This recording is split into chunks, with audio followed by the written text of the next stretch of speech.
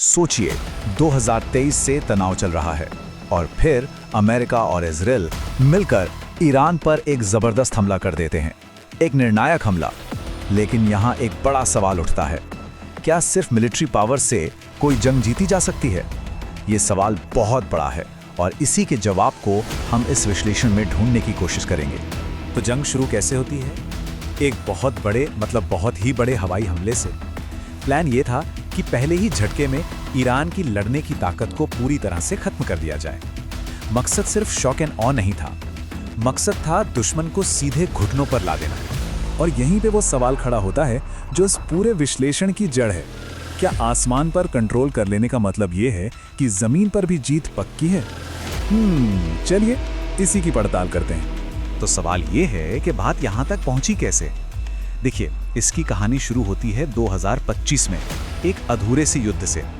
इसके बाद 2026 की शुरुआत में ईरान की सरकार ने अपने ही लोगों के खिलाफ बहुत जुल्म किए और बस इसी के जवाब में 28 फरवरी 2026 को ये बड़ा हवाई हमला शुरू हो गया। और ये कोई छोटा मोटा हमला नहीं था, इसका स्केल जबरदस्त था।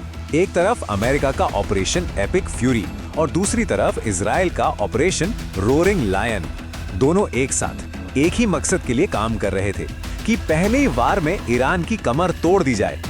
और जानते हैं, शुरू में तो लगा कि ये प्लान काम कर गया। नतीजे एकदम चौंकाने वाले थे। सोचिए, पहले ही दिन ईरान के सुप्रीम लीडर समेत 40 से ज्यादा टॉप के मिलिट्री और पॉलिटिकल लीडर्स मारे गए।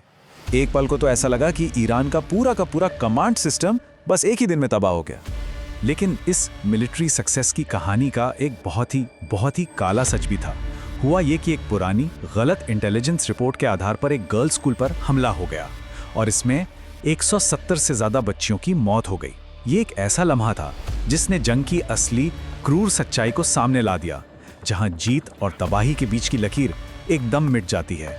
तो इतनी बड़ी तबाही के बाद भी सवाल तो वही था, क्या ईरान सच में हार मान चुका था? और यहीं से कहानी में एक ऐसा मोड़ आता है जिसकी किसी ने उम्मीद नहीं की थी।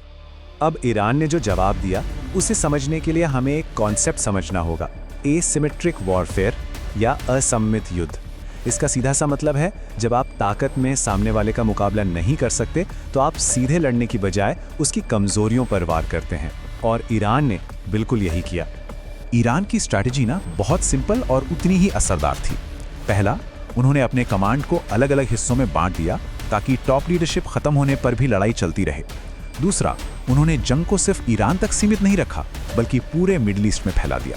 और तीसरा और सबसे चालाकी भरा कदम, उन्होंने ग्लोबल इकोनॉमी की दुखती रग यानी तेल की सप्लाई पर हाथ डाल दिया। उनका टारगेट था स्ट्रेट ऑफ हॉर्मुज। ये कोई आम रास्ता नहीं है, ये दुनिया की एनर्जी सप्लाई की लाइफलाइन है। करीब 20% समुद्री तेल यहीं से गुजरता है। तो इसे बंद करने का मतलब सिर्फ रास्ता रोकना नहीं था, ये तो जैसे पूरी दुनिया की एनर्जी सप्लाई का गला घोंटने जैसा था। और इसका असर फौरन दिखा और बहुत बुरा। तेल की कीमतें रॉकेट की तरह ऊपर चली गईं। दुनिया की बड़ी शिपिंग कंपनियों ने अपने जहाज रोक दिए। पूरे रीजन का एक्सपोर्ट ठप हो गया। हालत ये हो गई कि ईरान ने अमेरिका को मजबूर कर दिया कि वो अपनी एनर्जी पॉलिसी पर एक शर्मनाक यू टर्न ले। और सबसे बड़ी चोट कहां लगी? अमेरिका इस मुसीबत में बिल्कुल अकेला पड़ गया। उसकी अमेरिका फर्स्ट वाली फॉरेन पॉलिसी उसी पर भारी पड़ गई। जब मदद की जरूरत पड़ी तो उसके अपने साथियों ने हाथ खड़े कर दिए, साफ कह दिया, ये हमारी जंग नहीं है। तो अब हम इस जंग के सबसे दिलचस्प मोड़ पर आ गए हैं, एक तरह का पैराडॉक्स। देखिए, एक तरफ अमेरिका और इजराइल हैं जिनका आसमान पर पूरा कंट्रोल है, वो जहां चाहें हमला कर सकते हैं। और दूसरी तरफ ईरान है जो जमीन पर रहकर आर्थिक और स्ट्रैटेजिक चोट पहुंचा रहा है।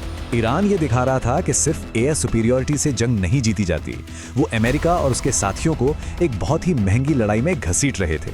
सोचिए, एक F-35 फाइटर जेट को गिराना तो बड़ी मिलिट्री कामयाबी थी ही, लेकिन उससे भी बड़ी आर्थिक जीत ये थी कि वो सस्ते ड्रोन्स को गिराने के लिए महंगी मिसाइलों का इस्तेमाल करवा रहे थे। ये एक ऐसी लड़ाई थी जिसे लंबे समय तक लड़ना बहुत मुश्किल था। और फिर कहानी में एक और ट्विस्ट आता है, एक जियोपॉलिटिकल ट्विस्ट। यूक्रेन, जिसे ड्रोन वॉरफेयर का काफी तजुर्बा है, वो खाड़ी देशों की मदद के लिए आगे आता है।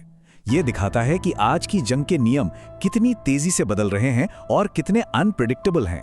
तो इतना सब कुछ होने के बाद बड़ा सवाल ये है, क्या अमेरिका और इजराइल अपने मकसद में कामयाब हुए? उनके 3 मेन टारगेट थे।